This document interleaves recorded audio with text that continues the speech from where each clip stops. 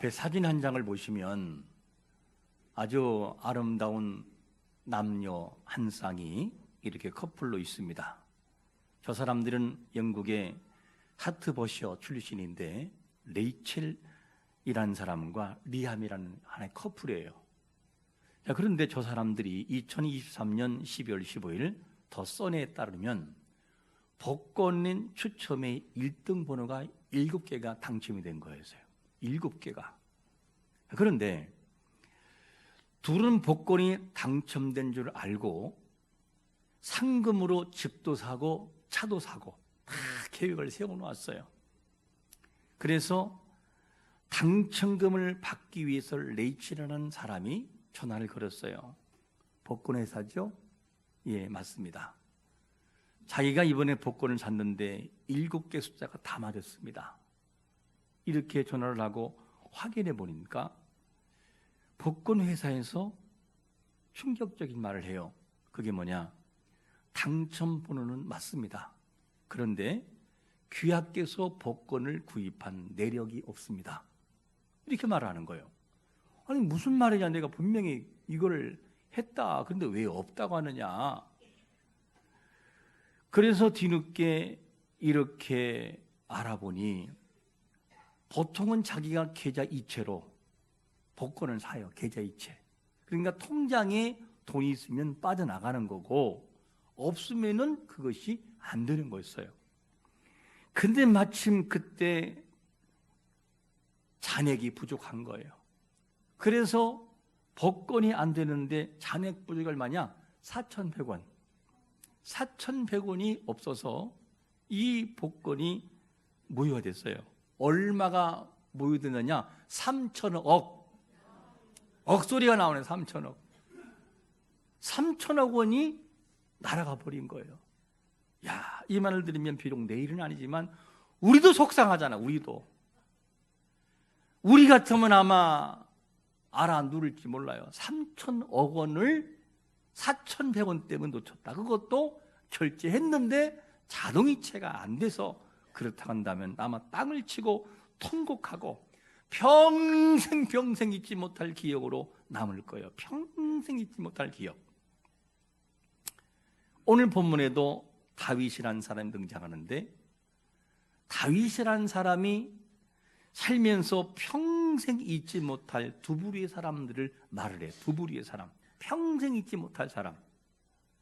그래서 다윗이 이제는 죽을 때 가까웠어요. 나이가 먹고 죽을 때가 되므로 사랑하는 아들 솔로몬에게 유언을 남기는 거예요. 아들아, 그러면서 부탁하기를 너는 여호와의 명령을 반드시 지키고 살아가라. 그리고 모세가 말한 모든 율법을 지키고 살아가라. 그러면 어디를 가든지 형통하게 될 것이다. 그러면서 성품을 다하고 온 마음을 다해서 하나님 앞에 나아가라. 이것이 다윗이 유언이면서 그리고 난 다음에 이제는 평생 잊지 못할 사람, 솔로몬과 함께 할 수 없는 사람들을 이야기하는 내용이 등장하는 거예요. 그러면 다윗이 생애 동안도 마음에 너무 아픈 기억 때문에 잊지 못할 사람과 너무너무 고마워서 잊지 못할 사람이 누굴까? 먼저 안 좋은 쪽에서의 기억에 남는 사람을 첫 번째로 누구라고 말씀하냐면 수르야의 아들 요압을 들고 있어요. 요압. 5절 말씀을 제가 읽어봅니다. 수르야의 아들 요압이 내게 행한 일 곧 이스라엘 군대 두 사령관 넬의 아들 아브넬과 에델의 아들 아마사에게 행한 이를 내가 알거니와 그가 그들을 죽여 태평시대에 전쟁의 피를 흘리고 전쟁의 피를 자기 허리에 띤 띠를 발에 휘는 신에 묻혔으니 이렇게 표현돼요. 다윗은 솔로몬에게 요압이라는 사람을 정리하라고 말을 해요. 사실 요압이라는 사람은 다윗에게는 도움되는 사람이었어요. 예루살렘을 정복할 때도 큰 도움을 줬던 군대 장관이었고 다윗이 통치할 때 충성을 하기도 한 사람이 요압이었어요. 그뿐만이 아니라 다윗이 잘못된 길로 갈 때 인고 조사를 할 때 왕이요, 이거나 이러면 안 됩니다 말렸던 사람이었어요. 그런데 요압은 그런데 어떤 단점이 있느냐, 자기 주장이 너무 강한 거예요. 독단적으로 모든 것을 밀고 나가요 막. 그러니까 왕의 입장에서는 너무 힘들어하는 거였어요. 이게 요압이 정리해야 할 모습이었어요. 이를 어디서 확인할 수 있느냐, 사무엘하 2장 이하를 보면 어느 날 다윗의 아들이었던 압살롬이 아버지를 몰아내고 자기가 왕이 되려고 그래요. 이 일로 인해서 아버지 다윗과 그 다음에 아들과 아들 이 압살롬과 원수지간이 돼버려요. 완전히 서로 죽이게 되는 관계로 치닫게 됩니다. 이제는 갑자기 반역을 했기 때문에 압살롬 아들이 굉장한 유리한 고지를 점령해서 다윗이 왕궁을 처량하게 떠나야만 돼요. 우리말로 말하면 처참하게 눈물을 흘리면서 그곳을 떠날 수밖에 없는 상황이었습니다. 이런 상황이 돼서 결국에는 떠나게 되는데 요단 동편으로 움직이게 돼요. 그러다 중 다윗은 군사를 재조직을 해요. 재조직을 해서 전투에 참여하기 전에 이때 다윗이 군대 장관들에게 간곡하게 부탁을 해요. 그게 뭐냐, 요압과 아비새와 이때에게 하는 말이, 나를 생각해서 반역했던 내 아들 압살롬을 더 그러이 봐줘라. 다른 말로 말하면 죽이지 말라, 제발 좀 죽이지 말라. 이것이 아버지 다윗의 바로 이 부탁이었어요. 이 다윗의 부탁이었어요. 왕의 부탁. 그리고 난 다음에 이제는 다윗이 이렇게 부탁을 했는데, 그 다음에 전투가 벌어지면서 압살롬이 점점 무너지고 다윗의 군대가 굉장한 승기를 잡게 돼요. 이런 상황에서 누가 도망하느냐, 압살롬이 도망하는데 노새를 타고 도망을 해요. 그런데 압살롬의 장점이 뭐냐면 머리털이 굉장히 굵고 무거워요. 멋있어요. 그 위에 노새를 타고 가다가 나무 밑을 지나가는데 머리에 뭐가 걸려요? 나무에 머리가 걸려서 대롱대롱 매달리고 있어요. 이 모습을 보고 병사들이 어떻게 할 줄을 몰라요. 죽일 수 없었어요. 왜냐? 다윗이 뭐라요? 너 그러이 봐줘라. 뭐 죽이지 말라는 얘기 아니겠어요? 그래서 병사들이 죽이지 못하고 어쩔 줄 모르고 있다가 이것을 누구한테 보고하느냐? 요압 장군에게 보고를 해요. 요압 장군에게 보고하니까 막 몰아가는 거예요. 대체 왜 안 죽이고 돌아왔냐고. 네가 죽였으면 상급 받았을 거라고. 그러니까 어떻게 우리가 죽이냐 이러면서 실갱이 부리고, 나중에는 요압 장군이 듣고 이 말을 듣고 당장 탄음에 쫓아가서 어떻게 합니까? 심장을 찔러 죽여요. 이것이 요압 장군의 단독적인 그리고 독선적인 모습이었어요. 이 말이 전해지는데 다윗에게 전해지자 다윗의 슬픔이 가득해요. 그 당시의 슬픔을 뭐라고 하느냐?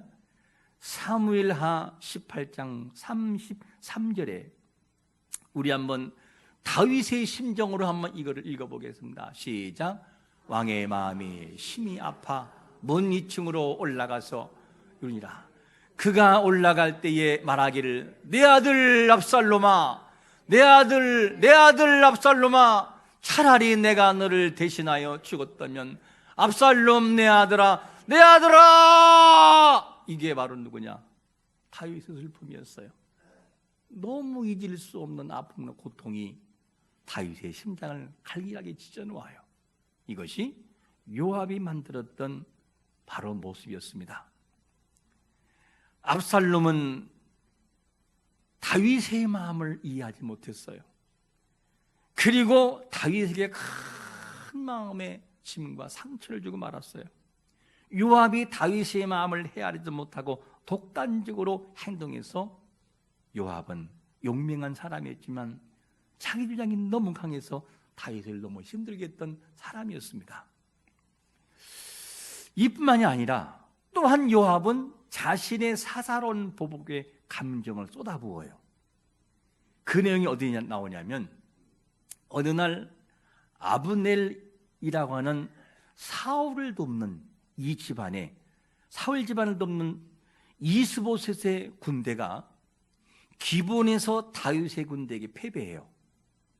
이때만 해도 이 아브넬은 다윗의 편이 아니라 사울 편에 있는 사람이었습니다. 이 상황에서 다윗의 군대가 승리하니까 누가 도망가느냐? 바로 이 아브넬이라고 하는 사람이 도망을 가요. 안 죽으려고. 이때 누가 추격을 하느냐? 요압의 동생 아사엘이 쫓아가요. 그러니까 요압의 동생 아사엘이 아브넬을 쫓아가니까 아브넬은 요압과 그래도 나름대로 알아서 잘 알고 있어요. 그래서 동생을 안 죽이고 싶어서 우리말로만 말을 타고 가면서 아사엘아 쫓아오지 마라, 내가 너를 죽이면 안 된다, 쫓아오지 마라. 근데 그 말을 듣지 않아요. 그런데 아브넬이 용맹한 장수이기 때문에 결국에는 자기가 위협을 받자 어떻게 하느냐, 이 아브넬이 아사엘을 죽여요. 결국에는 요압 장군의 동생이 죽은 거였어요. 이거를 마음에 들고 칼을 갈기 시작을 해요. 그러던 어느 날 요압이라고 하는 사람이 사울 집안의 편에 있다가 다윗에게 찾아와요. 내가 이제는 당신과 함께 하겠습니다. 그리고 사울의 집안이 아니라 다윗에게 머리를 숙여서 죄악을 맺고 돌아가요. 다시 돌아갈 때 이때 요압이 출타했다가 돌아오면서 그 소식을 알아요. 그리고 이 아브넬을 종이 불러요. 그리고 그 자리에 죽여버려요. 그러면 결국 뭐가 되느냐? 다윗과 아브넬과 조약을 맺은 모든 것을 누가 부끄럽게 하는 거예요? 요압 장군이 부끄럽게 했어요. 모든 평안을 깨트려 버렸어요. 이것이 누구냐? 바로 요압 장군의 모습이었어요. 이러한 과정을 통해 계속해서 다윗의 마음을 아프게 하고 거스렸던 것이 누구냐? 요압의 모습이었다. 그러나 다윗이 마지막 죽으면서 아들 솔로몬아, 요압을 정리해라. 너에겐 절대 도움이 안 되고 너의 모든 왕위가 위협이 다가올 것이다 라고 정리할 것을 말합니다. 자신의 보복을 위해서 이 아브넬을 죽이는 언약을 깨뜨렸던 요압 장군의 모습을 봐요. 자, 우리는 여기서 이렇게 한번 질문해 봐야 돼요. 우리는 어떤 사람으로 평가받고 있는가? 사람과의 관계에서 그리고 하나님과의 관계에서 나를 하나님이 어떻게 평가하고 있을까? 하나님의 영광 위에 사용되기가 너무 불편한 사람은 아닌가 하는 질문을 한번 던져봐야 돼요. 우리가 그런 모습이 아닌가? 하나님이 사용하기가 부담스러워서 보려할 수밖에 없는 사람, 이렇게 된다면 하나님이 그 사람을 사용할 수 없어요. 하나님은 자기를 내려놓았던, 완전히 내려놓았던 아브라함을 사용하신 것을 믿으시기를 축원합니다. 어느 정도 내려놓느냐? 자기 아들도 칼로 내려칠 수 있는 순종의 결단, 그것이 아브라함이 세월을 지나면서 깎였던 마음이었어요. 그런가 하면 바울을 사용할 때 바울이라는 사람이 혈기등등한 사람이었지만 하나님의 영광에서 완전히 죽어요. 그냥 자기를 내려놓고. 그랬던 이 사울을 하나님이 귀하게 쓰므로 바울이라고 하는 정말로 믿음의 명장을 만들어 놓고 말아요. 이것이 하나님이 쓰시는 모습이었어요. 다윗의 마음을 불편하게 했던 요압은 정리 대상이었어요. 다윗이 도망할 때 다윗을 저주했던, 퍼부었던 베냐민 사람 게라의 아들 시므이도 정리하라고 아들의 솔로몬에게 유언을 하고 죽는 겁니다. 여기 계신 모든 분들은 하나님이 우리를 사용하려고 그럴 때에 1순위로 부름받는 자가 되시기를 축원합니다. 이를 위하여 너 그러면 예 하고 달려갈 수 있는 사람, 그런 사람이 좀 되면 얼마나 좋겠어요. 여러분, 한 번 왔다 가는 인생, 길으면 100년, 짧으면 더 짧지만 이렇게 왔다 가는 인생 대충 살지 말고 하나님 앞에 귀하게 명장으로 사용되는 믿음의 거장 되시기를 축원합니다. 그렇게 살아가야 되는데 요압은 마지막에 다윗에게 이렇게 아픈 기억이 남는 사람으로 끝나는 것을 보게 돼요. 자, 그러면 악한 일에 있어서 이렇게 기억 남는 요압을 말한 다음에 평생에 잊을 수 없는 선한 사에게로 기억되는 사람은 누굴까 하는 질문이에요. 바로 두 번째로 뭐라고 말하냐면 바르실레의 아들들을, 후손들을 기억하라는 거예요. 7절 한번 같이 우리 읽어볼까요? 7절 시작. 마땅히 길앗 바르실레의 아들들에게 은총을 베풀어 그들이 내서 먹는 자 중에 참여하게 하라. 내가 내 형제 압살롬의 낯을 피하여 도망할 때에 그들이 내게 나왔느니라. 앞에서는 요압의 악행을 말하고 반드시 정리할 대상으로 말했다면, 그런데 이후에는 도무지 평생 잊을 수 없는 고마운 사람을 얘기를 해요.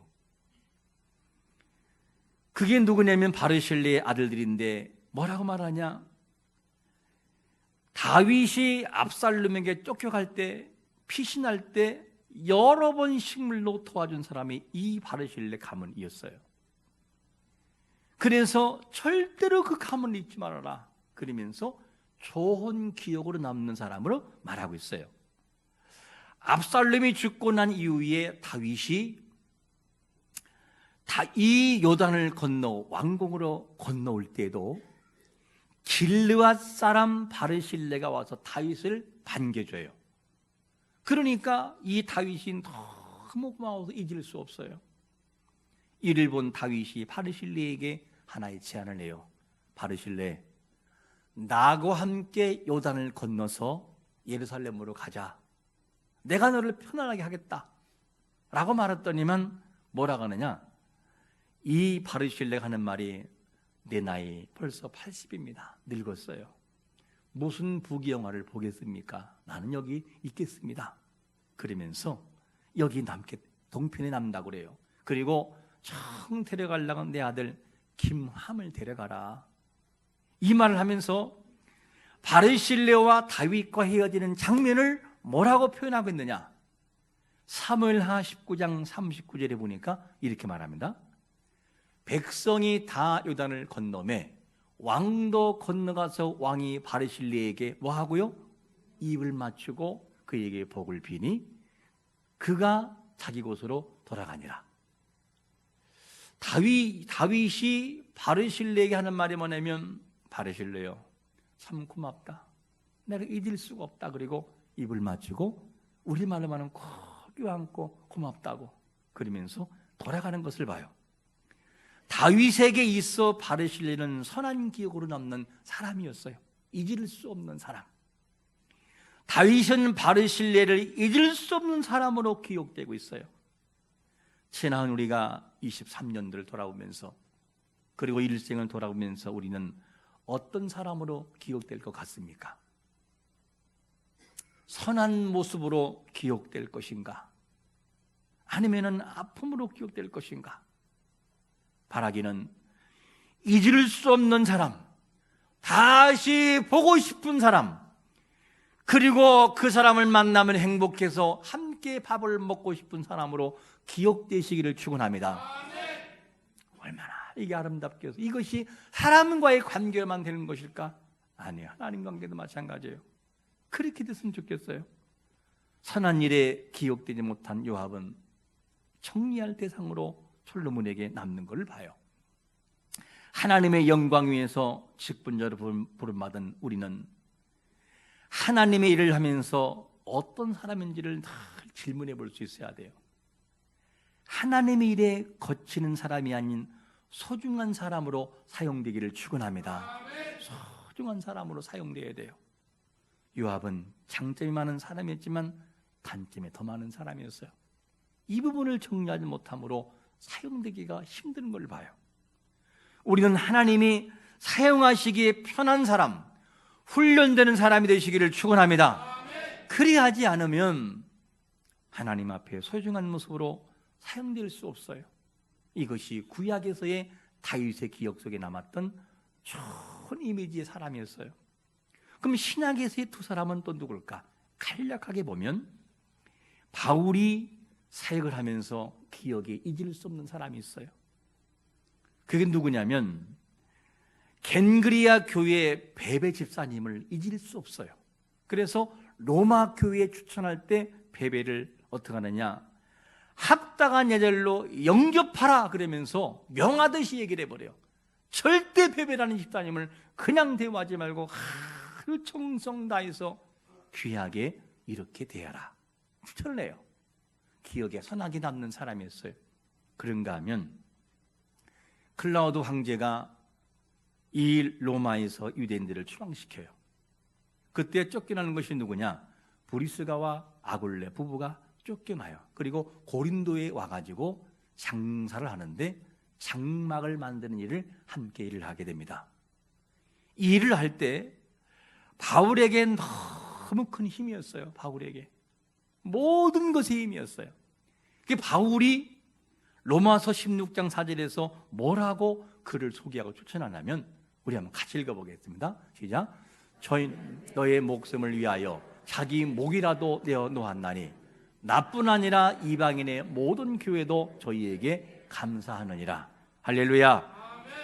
브리스가와 아글라 부부는 바울에게 목이라도 내놓을 정도의 정말 헌신과 수고를 하지 않았어요. 여러분, 성도와 목회자의 관계, 목회자와 성도의 관계가 이런 관계가 되시기를 축원합니다. 성도와 목회자는 진심으로 도와주고 함께 사역을 하는 동역자의 동역자, 함께 동역하는 거예요. 성도가 아프면 목회자의 마음도 가슴 찌르게 아파요. 이것이 뭐냐? 관계라는 것이죠. 그러므로 항상 믿음의 협력으로 나가는 것이 참 중요합니다. 우리 교회는 그래도 소문났어요. 목회자와 성도 관계가 좋은 교회로 소문나서 저도 불편함이 없고 너무 감사하고, 장로들 내가 뭐 하려고 그러면은 목사님 하세요 밀어주고, 성도들 누가 뭐라고 하지 않잖아요. 반대하지 않고 웬만하면 도와주는 관계, 참 좋은 교회예요. 그런데 더 욕심되는 것은 뭐냐면, 이 좋은 관계가 성경적으로 더 욕심되는 것이 뭐냐? 목회자는 성도를 바라볼 때로는 동생처럼, 그리고 형제처럼, 그리고 형님처럼, 연세가 지긋하신 분들은 아버지와 같은 마음으로 존중하고 대하는 자세가 필요하고, 어떻게 아버지에게 함부로 말할 수 있어요? 어떻게 동생에게 모질게 할 수 있냐고요? 그렇게 못하거든요. 그런 마음을 가지고 목회를 하고, 성도는 내 형님이라, 내 오빠다, 그렇다고 끝나고 젊은 오빠라고 하면 안 되고, 그리고 내 사랑하는 형제다 하는, 또 내 아들이다 하는 마음을 가지고 바라본다고 한다면 어떻게 함부로 하겠어요? 이런 관계로 맺어가는 교회가 될 때 거룩한 교회, 소문난 교회, 행복한 교회로 남는 것을 믿으시기를 축원합니다. 그런 교회가 어떻게 안 되겠냐고요? 안 될 수가 없어요.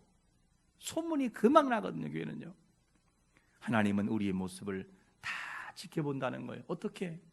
시편 33편 13절과 14절은 이렇게 말합니다. 여호와께서 하늘에서 굽어보사 모든 인생을 살피시며 곧 그가 거하시는 곳에서 세상의 모든 거민들을 굽어 살피시는도다. 할렐루야. 하나님이 다 살핀다는 거, 우리의 모습을. 하나님은 이 땅에 존재하는 우리의 모습을 기억하고 계셔요. 당장 말하지 않아요. 그러나 다 기억하고 있어요. 하나님 마음에 아픈 자인지, 하나님 마음에 고맙게 느껴지는 사람인지, 이거를 알고 있습니다. 지금도 우리의 모든 영역을 지켜보고 계신 하나님이 앞에 우리가 선하게 살아가야 돼요. 그래서 신랑 되시는 예수님과 신부 되는 성도, 목회자와 성도와 목회자가 어떤 관계가 되면 좋을까?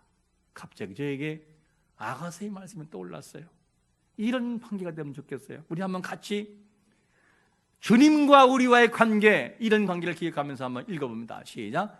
내 노이, 내 신부야, 내 사랑이 어찌 그리 아름다운지. 내 사랑은 포도주보다 진하고 내 기름의 향기는 각양 향품보다 향기롭구나. 내 신부야, 내 입술에서는 꿀방울이 떨어지고 내 혀 밑에는 꿀과 젖이 휘고 내 의복의 향기는 레바논의 향기 같구나. 할렐루야.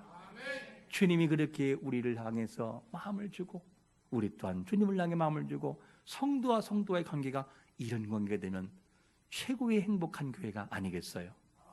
우리가 23년도를 함께 마무리하면서 야, 우리가 어떻게 기억될 것인가? 나는 어떻게 기억될까?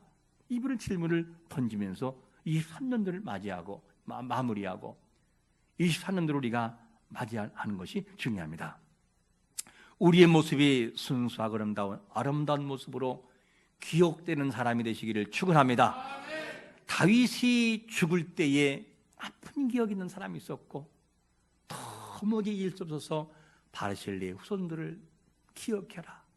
너의 상에서 함께 목도로 가라는 다윗의 유언을 남기는 것처럼 주님이 우리를 바라보실 때 뭐라고 할 것인가 하는 질문을 던지고 23년도의 모습이 어떠했든지 이거를 정리하고 24년도에는 하나님께 기억되는 사람, 사람에 기억되는 사람, 그 사람을 생각하면 잊을 수 없는 평생 기억에 좋은 기억으로 각인되는 거룩한 성도가 되시기를 예수 그리스도의 이름으로 축원합니다.